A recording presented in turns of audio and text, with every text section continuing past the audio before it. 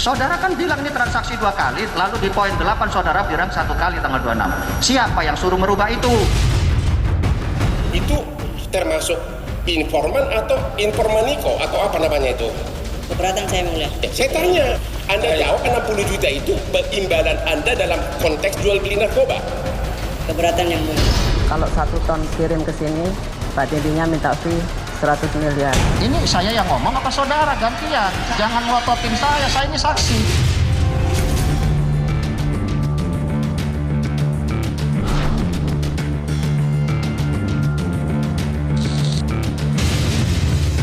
Saya Teddy Minahasa, Pak, yang ada masalah dengan Dodi. Maksudnya? Maksudnya biar Dodi satu kubu sama saya, Pak, semua biaya saya handle. Ya, Bapak percayakan saya. Kemudian ketika rekaman itu dibawa dalam persidangan oleh Anda, apa yang ingin Anda sampaikan ke publik ataupun ke majelis hakim? Saya ingin menyampaikan bahwa dia tuh intervensi sampai dengan orang tuanya. Padahal saya tidak kenal dengan dia. Bahkan setelah telepon itu masih ada telepon-telepon yang lain, Pak? Sepengetahuan Anda, Ibu itu apa sih? Bekerjanya seperti apa sih? Setahu saya dia tuh sebagai informan ya, untuk yang polisi. Teddy Minahasa biasa ke rumah ya? Ya. Sosok Teddy ini di mata Anda tuh seperti apa sih? Menakutkan sih buat saya. Kenapa? Emosional. Emosional. Anda pernah dimarahi? Iya. Apa yang terjadi waktu itu? Dodi lalu Linda membantah, tetapi keterangan mereka itu tidak berkualitas sebagai alat bukti yang mana yang tidak berkualitas, Pak Peter? Irjen Pol Teddy Minahasa, mantan Kapolda Sumatera Barat yang kedapatan menyalahgunakan kewenangannya dengan mengendalikan peredaran narkoba jenis sabu, pekan ini bersiap menghadapi sidang tuntutan. Meski demikian, Teddy bersikukuh bahwa dirinya tidak terlibat dalam peredaran narkoba. Begitu pula yang dikatakan oleh Linda Pujastuti alias Anita, wanita yang juga ikut terciduk dalam pusaran kasus peredaran narkoba Teddy Minahasa. Sosok Linda begitu mencuri perhatian. Linda tak hanya disebut sebagai seorang cepu alias informan. Linda juga mengaku pernah membawa Teddy ke pabrik pembuatan narkoba di Taiwan. Teddy disebut melakukan deal-dealan sebesar 100 miliar dengan bandar pabrik sabu tersebut meskipun kemudian batal. Nama Linda semakin hangat diperbincangkan setelah ia mengumbar kisah asmaranya bersama Teddy Minahasa di hadapan majelis hakim. Hubungannya dengan Teddy Minahasa yang ia sebut My General bukan hanya sekadar hubungan kerja, tapi juga ada hubungan yang spesial. Saya itu istri sirinya, Pak Teddy Minahasa. Biarpun beliau tidak mengakui. Terima kasih yang mulia.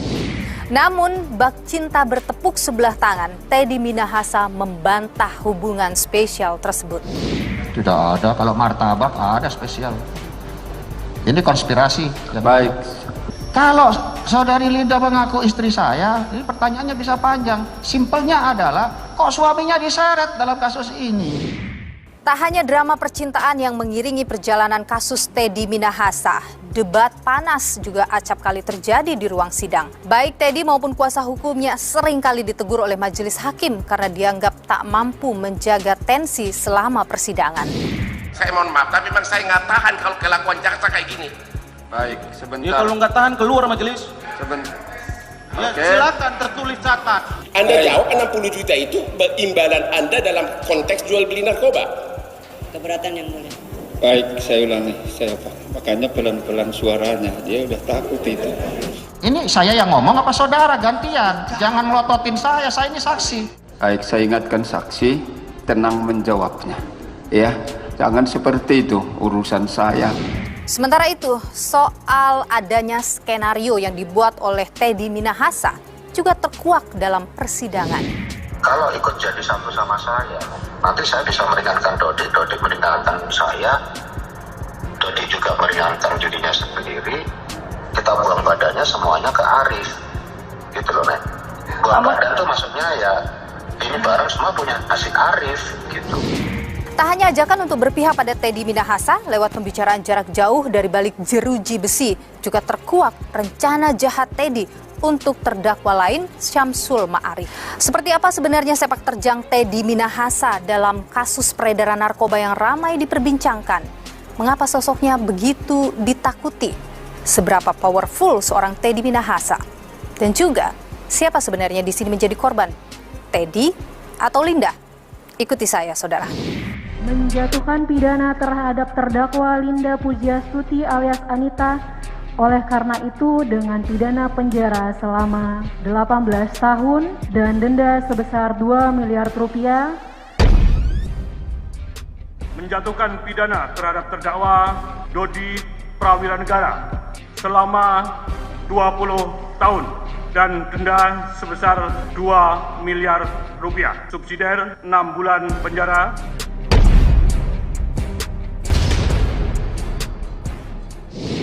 Saudara, saya mendapat informasi bahwa tadinya anak dari Linda Pujiastuti rencananya dihadirkan dalam persidangan, namun kemudian batal dilakukan karena ada ketakutan dan kekhawatiran yang besar terhadap Teddy Minahasa. Seberapa besar sebenarnya pengaruh Teddy Minahasa dalam kehidupan Linda dan juga intervensinya dalam kasus ini? Kita coba perbincangan, saudara. Sudah bersama dengan saya ada anak dari Linda Pujiastuti, salah satu terdakwa dalam kasus peredaran narkoba Teddy Minahasa. Saya harus menyamarkan identitasnya demi keamanan narasumber saya.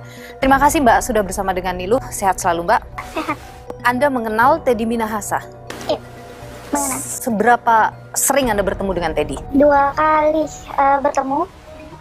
Pertama kali bertemu itu sewaktu saya masih SMP. Gitu. Yang kedua itu di tahun 2020. Waktu pertemuan pertama waktu masih SMP itu dalam konteks apa pertemuan itu? Saya bertemu pada saat saya baru pulang sekolah itu, terus ketemu beliau gitu. Di rumah? Iya, ketemu. Artinya Teddy Minahasa biasa ke rumah ya? Ya. Dan sosok Teddy ini di mata Anda tuh seperti apa sih? Menakutkan sih buat saya. Kenapa? Emosional. Emosional? Anda pernah dimarahi? Iya, pernah. Apa yang terjadi waktu itu? Yang siang ya, ditelepon oleh mama saya gitu. Ini pertemuan yang kedua 2020 ya? Pertemuan kedua siang untuk saya segera pulang ke rumah cepat-cepat gitu. Saya tanya kenapa itu Pak Teddy di rumah mau ketemu gitu. Terus begitu saya pulang cepat-cepat sampai di rumah, beliau tiba-tiba langsung marah ke saya gitu ya, nunjuk-nunjuk saya, terus melotot juga gitu. Kemarahan apa yang waktu itu yang disampaikan? Saya juga nggak tahu. Apa yang ucapan yang keluar dari Teddy Minahasa waktu itu ke Anda? Saya sakit hati dengan mama kamu, dia bilang gitu. Anda melihat sebelumnya misalnya ada pertengkaran? Enggak. Setelah merasa dibohongin habis-habisan, saya paksa ambil handphone yang bersangkutan, saya pertontonkan di depan anaknya, saya ke rumahnya. Kebohongan orang tuamu. Saya tidak marah, tapi yang bersangkutan minta maaf, saya anggap selesai. Sejak saat itu tidak ada komunikasi lagi. Selain 2 pertemuan itu, apakah Teddy memang sering juga ke rumah? Enggak ada, cuma 2 pertemuan itu yang ke rumah. Tapi ibu memang sering pergi ya dari rumah lama gitu, dalam waktu lama? Iya. Dan itu biasanya selalu bersama Teddy atau belum? Kalau yang kemarin-kemarin iya, tapi selain itu enggak. Ibu pernah bercerita soal seperti apa hubungannya Teddy dengan ibu? Saya nggak tahu, saya pernah diceritakan. Jadi nggak tahu juga apa yang terjadi antara Teddy dan juga ibu Anda? Tidak. Oke, ketika di persidangan kemudian Linda, ibu Anda ini mengungkap banyak hal yang mengejutkan publik, itu mengejutkan Anda juga? Iya, betul. Apa yang terpikir dari Anda ketika mendengar yang muncul dari ibu? Kaget pasti, karena biasanya mama itu selalu cerita apapun saya gitu ya. Tapi ini dia nggak pernah cerita gitu. Biasanya ibu cerita soal apa saja ke Anda? Dia kerjanya seperti apa gitu ya, ngapain gitu. Seperti itu sih. Tapi soal hubungan dengan Pak Teddy itu dia nggak cerita sama sekali. Sepengetahuan Anda, ibu itu apa sih bekerjanya? Setahu saya dia tuh sebagai informan ya, untuk yang polisi seperti itu. Sempat menyebut ibu misalnya ibu juga bekerja untuk Pak Teddy begitu? Nggak menyebutkan. Saya mendapatkan informasi juga bahwa Anda ketika mau jadi saksi di persidangan tapi kemudian membatalkan itu, tidak jadi karena ada ketakutan. Ada intervensi yang Anda dapatkan? Nah, intervensi sebenarnya enggak, cuma saya masih ingat ya pressure yang saya terima pada saat saya pulang ke rumah itu, arogansinya beliau seperti apa, dan saya takut itu akan kena ke saya lagi atau ke keluarga saya yang lain gitu. Selain bertemu langsung seperti itu, pernah mungkin ia meluapkan kemarahan juga melalui pesan singkat dan sebagainya ke Anda? Pesan singkat ada gitu ya, cuma lebih ke telepon waktu itu, marah-marah juga. Sebelum pertemuan itu atau setelah? Setelah pertemuan itu. Apa yang disampaikan? Cuma bilang saya sakit hati dengan orang tua kamu, seperti itu aja. Tidak ada lagi kata-kata lain yang disampaikan? Enggak. Setelah kasus tertangkapnya ini, pernah ditelepon oleh entah itu oleh orangnya Teddy atau Teddy-nya sendiri? Enggak. Tidak pernah ditelepon juga? Sebelum kasus ini, Ibu pernah cerita tentang sesuatu hal misalnya? Dia cerita soal penangkapan yang dia lakukan gitu ya, karena kan dia pernah nggak pulang selama 1 bulan gitu ya. Karena kan selalu kan dia pasti, namanya orang tua kan ngecek ke anaknya. Itu pada saat telepon itu dia tanya kenapa belum pulang gitu. Dia bilang masih bantu lidik katanya gitu. Nah, itu yang selalu diceritakan sama mama saya. Sepengetahuan Anda, sejak kapan Ibu membantu polisi sebagai informan?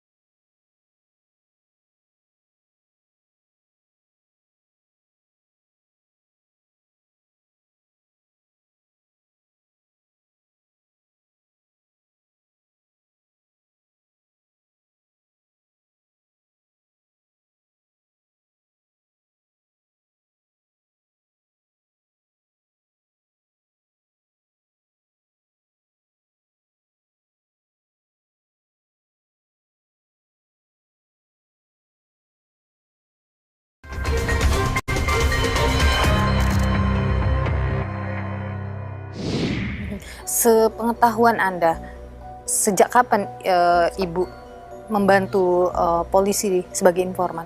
Oh, udah lama sih. Seingat Anda? Saya nggak tahu pasti tahunnya, tapi beberapa tuh yang 2018, 2019 itu saya masih ingat. Ada penangkapan-penangkapan yang diceritakan oleh Ibu, itu bagian dari pekerjaan dia. Oke, tadi cerita soal yang 1 bulan menghilang itu yang tahun berapa itu? Kalau nggak salah 2019 ya kalau nggak salah. Itu Batam. Kemudian yang sempat disebut oleh Ibu Anda juga di persidangan soal berada di laut selama 2 bulan ya kalau saya tidak salah, itu diceritakan ke Anda juga? Diceritakan secara spesifik tidak, cuma setelah pas pulang saya tanya kenapa 2 bulan nggak pulang gitu ya. Dia bilang lagi ikut ke Laut Cina Selatan. Ibu Anda ke Taiwan misalnya, pernah diceritakan ke Anda? Iya. Apa yang disampaikan waktu itu? Terus saya tanya kemana, dia bilang ke Taiwan gitu. Terus saya tanya urusannya apa, waktu itu belum ngomong gitu. Terus tapi pas waktu di Taiwan itu mama telepon gitu untuk ini belum pulang gitu. Terus saya tanya ada urusan apa, katanya PM lagi negosiasi, bilangnya seperti itu. Yang disebutkan dalam persidangan itu ya, soal negosiasi ke pabrik sabu itu ya? Betul. Tapi Anda waktu itu tidak tahu? Tidak tahu.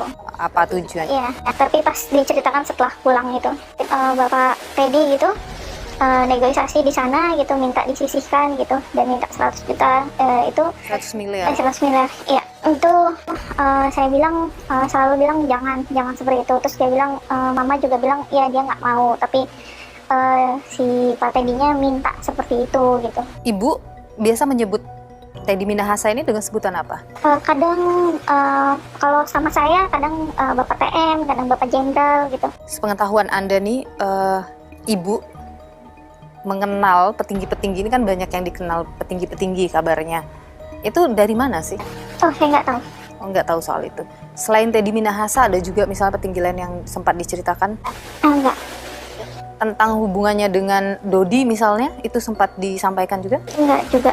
Nggak pernah cerita? Pernah cerita. Jadi satu-satunya yang Anda tahu adalah hubungan antara Teddy Minahasa dan Ibu ya, begitu ya. Di luar dari itu Anda nggak pernah dengar ceritanya? Enggak. Jadi kalau kita lihat kan dalam persidangan ini, Ibu Anda sangat disorot dengan melalui pernyataan-pernyataan yang keluar darinya, baik itu terkait dengan disebutkan soal pernikahannya. Anda mengetahui soal itu? Enggak tahu. Tidak tahu soal pernikahannya. Kemudian soal perjalanan ke Taiwan, soal Laut Cina Selatan itu, dan pernyataan-pernyataan itu kemudian dibantah oleh pengacara dari Teddy Minahasa, bahkan oleh Teddy Minahasa sendiri. Anda berkeyakinan Ibu Anda jujur? Jujur. Apa yang membuat Anda yakin? Mama itu sosok yang selalu cerita apa adanya sama anak-anaknya gitu. Dia selalu bilang ke kita anak-anaknya apapun yang terjadi itu jujur yang utama. Teddy Minahasa kan sempat tadi Anda sebutkan ngomong bahwa dia kecewa dengan Ibu Anda. Artinya ada hal yang tidak cocok. Artinya dari dulu sering ada ketidakcocokan antara Teddy dengan Ibu. Kalau sering atau enggak saya nggak tahu ya. Tapi namanya orang kan kalau itu cekcok itu biasa. Kalau menurut saya gitu. Anda yakin bahwa Ibu banyak membantu Teddy? Iya. Dan kalau sekarang dikatakan bahwa Linda banyak berbohong? Kalau buat saya Mama adalah sosok yang jujur sih. Sebelum ataupun setelah penangkapan kasus ini bergulir, sempat bertemu dengan Ibu? Iya. Apa yang disampaikan? Pasti Mama itu minta maaf sih. Kenapa bisa ada kejadian seperti ini gitu ya. Itu selalu minta maaf sih ke anak-anaknya gitu. Ada hal lain yang disampaikan, misalnya dia merasa tertekan atau dia ditekan atau dia diintervensi? Itu nggak ada sih. Cuma mungkin karena dia stres berat aja di situ. Dan hanya permintaan maaf yang keluar? Iya. Anda berkeyakinan bahwa kejujuran yang disampaikan oleh Ibu Anda ini akan bisa membantu Ibu? Saya harap iya. Anda 3 bersaudara. Tentu setelah Ibu dalam kasus ini bertiga ngobrol dong. Iya. Apa yang kemudian jadi pembahasan? Apa yang harus kita lakukan pasti gitu. Kita anak-anaknya tetap dukung Mama apapun yang terjadi gitu. Karena kita tahu Mama itu sudah jujur di dalam persidangannya. Mama itu punya impian bahwa dia tidak mau menyusahkan anak-anaknya di hari tua gitu. Jadi kalian akan tetap mensupport apapun yang terjadi.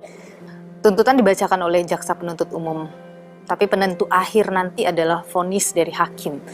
Apa yang Anda dan juga saudara lain harapkan dari vonis nanti hakim? Semoga mendapat keringanan sih, keringanan hukuman. Bukan bebas? Kayaknya itu nggak mungkin, tapi ya seringan-ringannya. Jadi yang paling adil untuk Ibu adalah? Mendapatkan keringanan. Mendapatkan keringanan hukuman. Baik, kalau bertemu dengan Ibu, Mbak biasanya bilang apa ke Ibu? Kalau mungkin sekarang ada Ibu juga di sini. Nggak usah mikirin anak-anak gitu ya. Kita bisa, kita akan selalu tunggu mama pulang. Itu aja. Baik, terima kasih banyak ya Mbak sudah bersedia berbagi cerita, berbagi informasi di Niluh. Sehat selalu, tetap semangat. Makasih ya Mbak. Saya Teddy Minahasa, Pak, yang ada masalah dengan Dodi. Iya ada apa? Maksudnya biar Dodi biar satu kubu sama saya, Pak. Semua biaya saya handle. Istri dan juga ayah dari Dodi membawa bukti rekaman. Anda meyakini itu akan bisa membantu Dodi dalam kasus ini? Sangat yakin. Bagaimana mungkin seorang Teddy Minahasa tidak bersalah, tapi dia menelpon Pak Maman selaku seniornya ya, yang harusnya dia hormat, tapi dia menelpon dan mengajak bergabung. Itu kan tidak respect sebenarnya. Itu satu. Yang kedua, dia kalau mengatakan dia benar hanya untuk menjebak Linda, kenapa sepertinya ketakutan untuk buang badan, mencabut kuasa saya, terus penuh desakan di dalam teleponnya ke Bu Rahma. Itu kan menunjukkan bahwa dia bersalah sebenarnya. Ada kepanikan? Ada kepanikan, ada ketakutan. Dalam persidangan 15 Maret 2023 lalu, ayah dan juga istri Dodi Prawira Negara membuka hasil rekaman percakapan antara Teddy Minahasa dengan ayah maupun istri Dodi. Dalam percakapan itu ada tawaran yang diberikan oleh Teddy Minahasa untuk berada dalam satu pihak yang sama. Dan pertanyaannya saudara, mengapa rekaman itu dibawa dalam persidangan? Apa yang ingin disampaikan oleh pihak Dodi Prawira Negara? Kita coba tanyakan pada ayahanda dari Dodi Prawira Negara, Irjen Purnawirawan Maman Supratman. Pak Maman, terima kasih sudah bersama Niluh. Sehat selalu Pak Maman. Jadi Pak Maman, waktu persidangan itu Anda membuka rekaman percakapan itu, Anda kemudian dalam rekaman itu menyebutkan, bahkan menyampaikan ya kepada Rahma untuk kasih tahu Dodi jangan ikut dengan Teddy. Bongkar semuanya, sampaikan dengan jujur. Kenapa Anda bisa berkata seperti itu? Apa yang Anda curigai? Saya punya perasaan kalau dia gabung ke sana, dia akan dikendalikan sama dia. Kendali yang seperti apa yang kira-kira dalam bayangan Bapak yang mungkin akan dialami Dodi? Ya mungkin dia akan cari selamat. Teddy hanya akan menyelamatkan dirinya sendiri. Ya, kalau dan menurut justru saya tidak akan membantu Dodi. Kalau saya begitu, karena tawaran itu kan.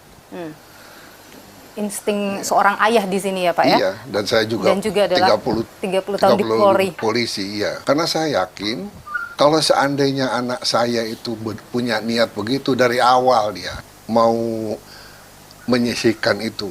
Oke, jadi dari awal tidak perlu sampai seperti ini gitu ya Pak ya? Kan ini nggak punya niat dia.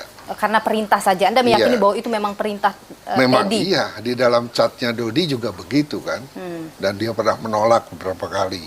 Anda yakin bahwa Dodi di sini adalah korban? Saya yakin anak saya korban, di bawah tekanan. Karena dia bawahan. Dan seorang jenderal bintang 2 itu langsung anak saya di bawahnya. Jadi apa yang terjadi adalah perintah atasan? Perintah, iya. Yang tidak bisa ditolak? Dodi sudah menolak. Di dalam WA-nya kan Dodi sudah menjelaskan kan. Kan dari pihak pengacara menyebut bahwa dalam WA itu tidak ada kalimat perintah begitu. Hanya emotikon yang dikirimkan. Bagaimana tuh Pak? Sekarang atasan bilang sama bawahan, tolong ya sisihkan. Apa itu bukan perintah?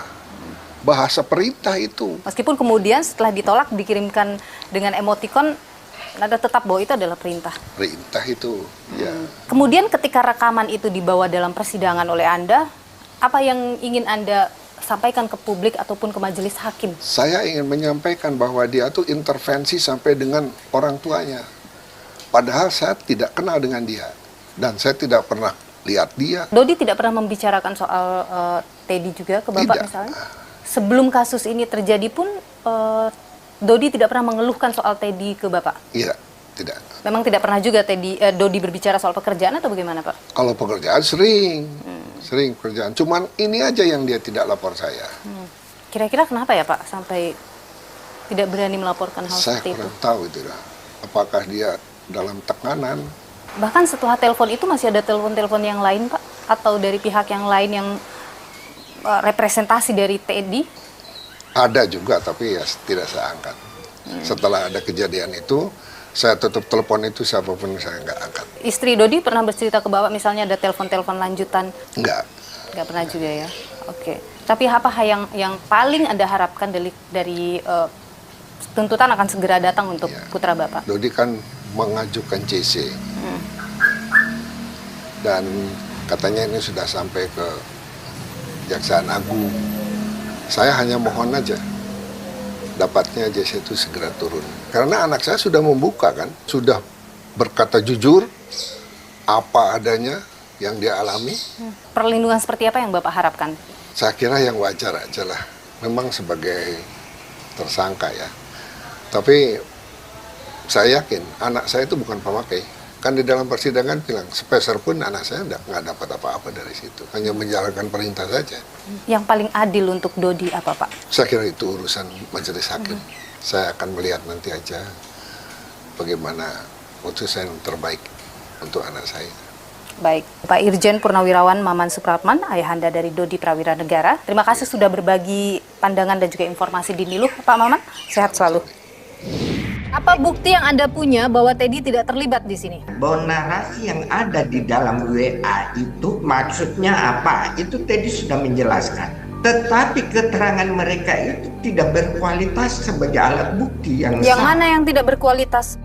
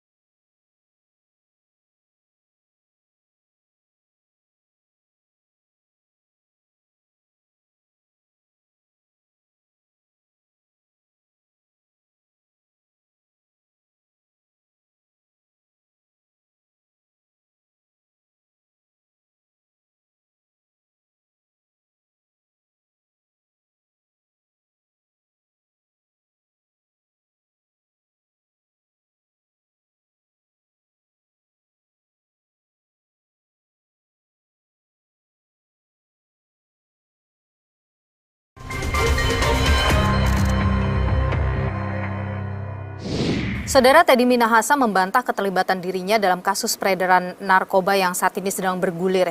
Ia juga menyangkal kesaksian dari seluruh para terdakwa yang hadir dalam persidangan. Ia juga mengaku bahwa dirinya adalah korban dalam kasus ini. Seberapa yakin Teddy Minahasa bisa lolos dalam perkara ini dan bagaimana pula kesiapannya menghadapi sidang tuntutan pekan ini, saudara? Kita perbincangkan hal ini bersama dengan tim kuasa hukum dari Teddy Minahasa, ada Pak Peter Talawai. Pak Peter, terima kasih sudah bersama Niluh, sehat selalu. Sehat. Pak Peter, klien Anda ini, Teddy Minahasa, membantah keterangan dari terdakwa lain yang juga hadir sebagai saksi dalam persidangan. Ia juga menyebut dirinya sebagai korban. Kenapa bisa seperti itu? Bicara barang bukti, bicara transaksi, bicara fisik daripada perbuatan Teddy itu tidak ada. Yang ada hanya satu adalah hasil chatting di WA. Itu yang dijadikan petunjuk oleh jaksa seolah-olah Teddy terlibat. Apa bukti yang Anda punya bahwa Teddy tidak terlibat di sini? Bahwa narasi yang ada di dalam WA itu maksudnya apa? Itu Teddy sudah menjelaskan. Kayak Dodi, lalu Linda membantah. Tetapi keterangan mereka itu tidak berkualitas sebagai alat bukti yang Yang sah. mana yang tidak berkualitas, Pak Peter? Karena mereka itu adalah terdakwa juga selain saksi. Padahal menurut jurisprudensi Mahkamah Agung, saksi mahkota ini melanggar KUH, melanggar HAM. Karena masing-masing berusaha untuk menjatuhkan yang lain. Masing-masing berusaha untuk mempengaruhi hakim maupun jaksa untuk merugikan terdakwa yang lain. Jadi dalam kasus ini terdakwa yang lain berusaha untuk menyingkirkan atau menghancurkan klien Anda, Teddy Minahasa. Semua yang dihadirkan dalam persidangan seperti bukti chat terkait dengan penggantian Sabu menjadi Tawas itu tidak benar, begitu? Itu sudah dijelaskan oleh Pak Teddy bahwa yang disebut dengan ganti Sabu dengan Tawas itu kan harus dibaca dalam konteks. Konteks itu kan ada emoji. Maka mengapa kita hadirkan psikologi forensik untuk menjelaskan itu, bahwa emoji itu berbeda dengan perintah. Jadi satu keadaan yang tidak bisa dianggap seperti hal yang serius, perintah. Karena sudah dijawab juga oleh Dodi dengan emoji juga. Dan juga mengatakan tidak berani. Nah kalau begitu lalu apa yang dipakai lagi sebagai ukuran? Mengatakan Pak Teddy itu terlibat.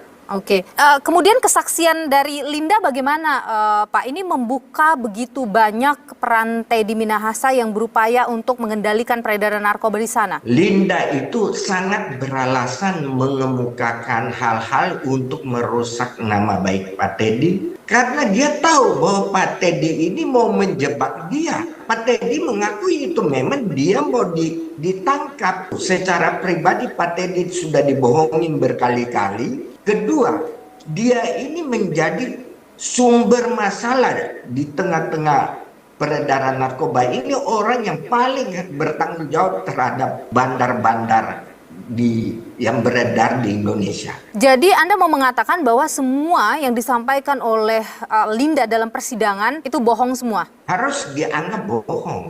Dia boleh mengatakan apa aja untuk merusak, untuk meringankan dirinya, itu pasti.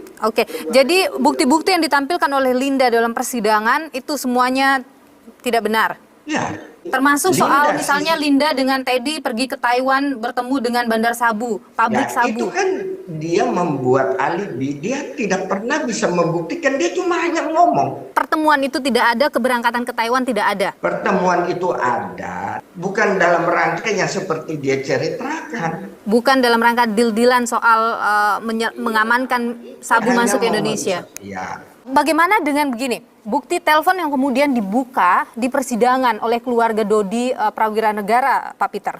Pak Teddy itu merasa dia di framing. Jadi ada fabrikasi dari bukti-bukti, lalu kemudian di framing. Dia mengajak Dodi untuk bersama untuk menegakkan keadilan. Mengajak untuk satu kubu dengan Teddy Minahasa, kemudian mengajak untuk melemparkan semua masalah, buang badan istilahnya begitu ke Samsul Ma'arif. Ini apa maknanya gitu? Apa sebenarnya yang dilakukan oleh Teddy dengan melakukan itu? Teddy sangat kaget bahwa ini kok yang sudah dia perintahkan musnahkan dan sebagainya, tarik, kok barang itu masih beredar, dijual dan ditangkap. Berarti ada orang yang pasti membuat skenario lain yang merugikan mereka, Teddy maupun Dodi. Makanya Teddy mengingatkan, itu Samsul Ma'arif itu orang yang berpuluh tahun di dekat kamu. Ini orang yang bisa menghancurkan kamu. Jadi ajakan itu untuk menyelamatkan siapa sebenarnya? Ya, untuk menegakkan keadilan, bukan menyelamatkan. Karena Pak Teddy itu merasa ada framing terhadap dirinya. Memangnya siapa sih yang berusaha untuk menjatuhkan Teddy? Kita tidak bisa menuduh siapa. Tapi dari proses penyidikan terhadap dia sudah unfair. Sudah tidak mengikuti prosedural yang benar. Misalnya seseorang jadi tersangka kan harus ada 2 alat bukti yang sah. Ini belum ada. Lalu kenapa dia harus diumumkan sebagai pemakai narkoba? Jadi ada koleganya yang berusaha menjatuhkan Teddy begitu di kasus ini? Ya, kita asumsinya begitu. Tetapi fakta ini ada. Dan orang itu memanfaatkan para tersangka-tersangka ini untuk kemudian... dikhawatirkan. Tetapi kalau saya melihat para tersangka ini semua ditunjuk oleh satu lawyer aja. Dan Anda merasa tim kuasa hukum sudah bekerja dengan cukup baik untuk kemudian meyakinkan hakim bahwa Teddy Minahasa tidak terlibat? Pertama kita bicara dulu tentang keadilan prosedural. Kalau itu dilanggar, ya orang itu harus dibebaskan kok. Dilepaskan dari tuntutan hukum. Jadi Anda berharap Teddy Minahasa bebas dalam perkara ini? Ya, kita berharap. Baik. Pak Peter Talawi, tim kuasa hukum dari Teddy Minahasa, terdakwa dalam perkara peredaran narkoba. Terima kasih sudah bersama dengan Niluh. Sehat selalu Pak Peter. Terima kasih. Oknum polisi terlibat dalam kasus peredaran narkoba, ini memang ada sedemikian banyak, memang sedemikian menggiurkannya narkoba ini. Ini adalah bisnis ilegal yang menghasilkan uang paling besar dibandingkan bisnis ilegal lain.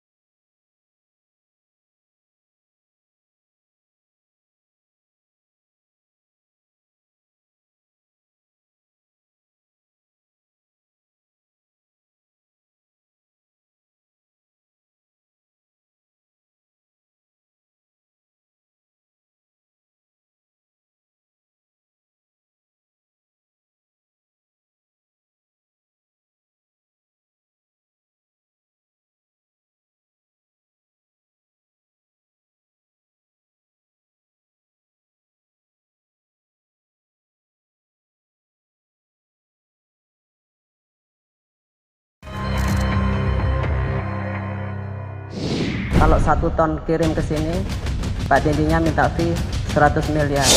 Siapa yang suruh merubah itu? Ini saya yang ngomong apa saudara gantian? Jangan melototin saya ini saksi. Siapa bermain jelaga, niscaya tangan akan menjadi kotor. Ini mungkin adalah pepatah yang tepat untuk menggambarkan situasi yang terjadi saat ini dalam kasus Teddy Minahasa. Bermain-main dengan narkoba yang kemudian membuat dirinya terjerumus dalam perkara ini. Dan saudara, kasus Teddy sebenarnya mungkin bukan hanya satu-satunya polisi terlibat dalam kasus narkoba. Benarkah ada sedemikian banyak polisi yang kemudian terjerumus dalam peredaran narkotika? Kita coba tanyakan hal ini bersama dengan kami sudah hadir Ketua Harian Kompolnas Beni Mamoto. Pak Beni, terima kasih sudah bersama Niluh, sehat selalu. Terima kasih. Pak Beni, kalau menurut Anda soal oknum polisi terlibat dalam kasus peredaran narkoba, ini memang ada sedemikian banyak, memang sedemikian menggiurkannya narkoba ini? Bisnis ilegal narkoba ini adalah bisnis ilegal yang menghasilkan uang paling besar dibandingkan bisnis ilegal lain. Narkoba di dunia itu angkanya paling tinggi. Nah, sindikat dalam rangka memuluskan operasinya memerlukan bantuan aparat, perlu backing oknum. Bahkan kalau ada oknum yang mau ikut membantu mengedarkan, lebih senang lagi. Skenario di kasus Teddy Minahasa ini dari atas sampai ke bawah, kemudian bahkan melibatkan pihak luar, itu bukan sekadar isapan jempol belaka, Pak Beni. Untuk kali ini sangat menarik, masalahnya adalah karena posisinya Teddy Minahasa, selevel Kapolda, bintang 2, kemudian sedang dipromosikan. Tetapi setelah mendengar pengakuan dari Linda di pengadilan, kondisinya menjadi sangat miris. Seandainya betul dia ke Taiwan, melihat pabrik itu dan melakukan deal-dealan. Ini sangat serius buat kami, karena saya ketika di BNN sebagai Deputi Pemberantasan, itu kerjanya memang memburu sindikat. Dan kami banyak kerjasama dengan pihak luar, dengan agensi di luar. Jadi tidak menggunakan informan kami. Kami menggunakan teknologi, kemudian bekerja sama dengan agensi di luar, apakah USDA, apakah dari AFP, kemudian berbagai agensi di luar negeri. Disitulah kita berkumpul seluruh negara di dunia ini bertukar informasi. Jadi seperti kasus Freddy Budiman itu kita dapat info dari luar. Dari agensi luar. Nah, jadi kalau menggunakan informan seperti Linda itu legal, Pak Beni? Menurut saya sangat riskan ya. Orang membantu dengan penuh risiko kan pasti ada motivasi. Ketika ujung-ujung uang dia bisa main 2 kaki, dia bisa mempengaruhi aparat dan sebagainya. Jadi kalau menurut saya saatnya sekarang ini justru perlu ditinggalkan model-model informan seperti ini. Ketika kita melihat skenario di kasus Teddy Minahasa, dari Jenderal Bintang 2 sampai dengan yang berada paling bawah ikut terlibat, artinya ada yang salah dengan prosedur itu, atau bagaimana Pak Beni? Kalau kita lihat apa yang dilakukan Teddy, seperti pengakuan Linda di pengadilan, kan kelihatan ingin untung segini, masukkan 2, dapat 1 dan sebagainya, itu kan angkanya cukup signifikan.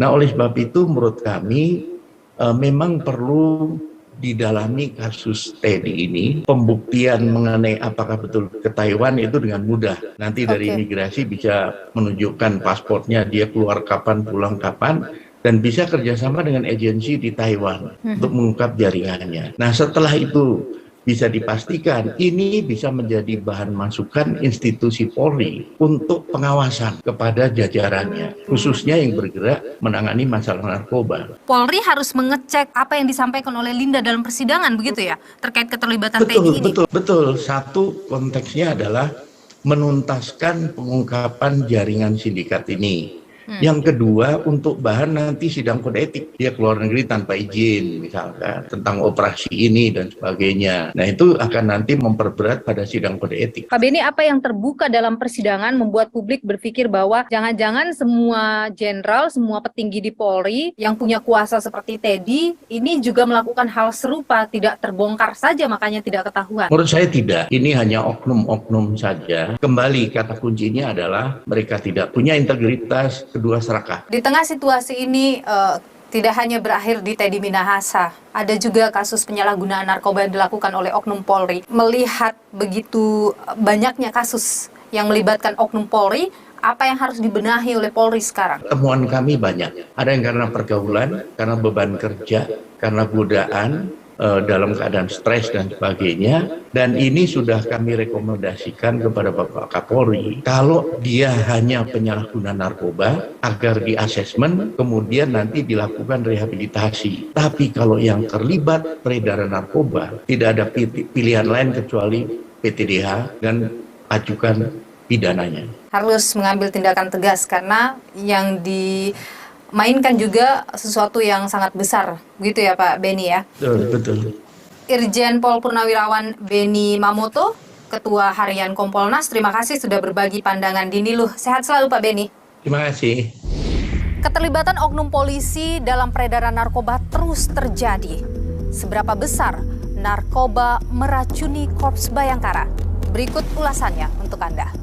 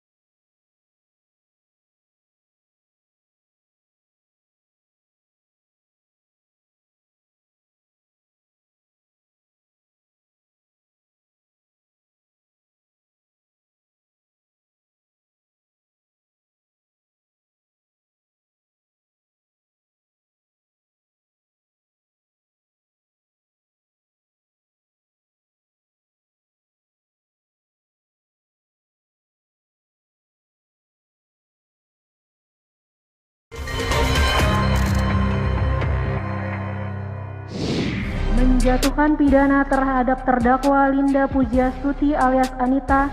Oleh karena itu, dengan pidana penjara selama 18 tahun dan denda sebesar 2 miliar rupiah.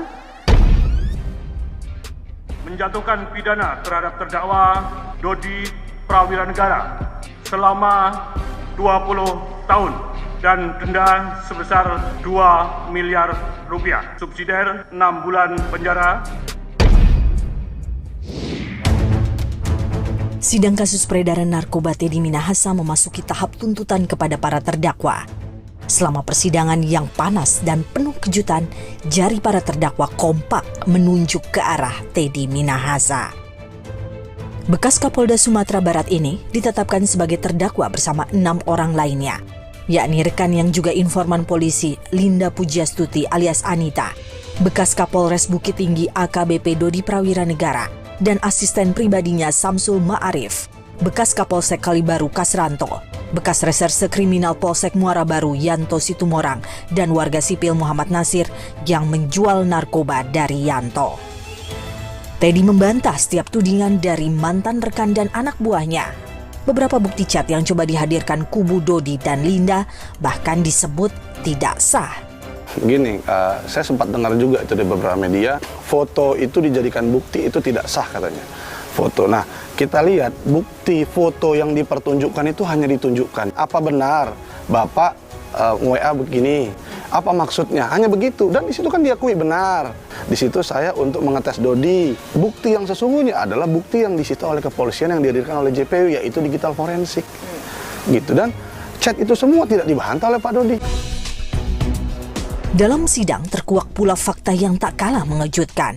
Teddy mengatakan anggotanya kerap sisihkan barang bukti sabu untuk dikonsumsi sendiri. Terkait dengan anggota polisi yang menyalahgunakan barang bukti, Polri membantahnya. Ini bukan kali pertama polisi ketahuan bermain dengan barang haram narkoba. Dari tahun ke tahun, anggota Korps Bayangkara yang menjadi pemakai bahkan pengedar terus naik. Dari 2018 hingga 2020, jumlah anggota kepolisian yang terjerat kasus narkoba mencapai hampir ribuan anggota. Kala itu, Kapolri Jenderal Listio Sigit Prabowo mengancam akan memecat para anggotanya apabila mereka tak dapat diperingatkan lagi. Di 2023 ini masih ada saja polisi nakal yang tertangkap basah membawa atau memakai narkoba. Di Tapanuli Utara, Sumatera Utara, seorang oknum polisi ditangkap karena membawa narkoba saat berdinas. Ia diringkus di depan kantornya oleh rekannya sendiri sesama polisi. Sementara itu di Riau, anggota polisi berpangkat Aibda ditangkap di sebuah rumah bersama seorang pengedar narkoba usai ketahuan memakai sabu. Memberantas peredaran narkoba bukan hal mudah. Jaringannya luas dan terselubung. Oknum polisi juga kerap dicap sebagai pelindung. Di sini, kredibilitas penegak hukum diuji. Kuat iman, tahan godaan, dan pengawasan ketat institusi jadi kunci.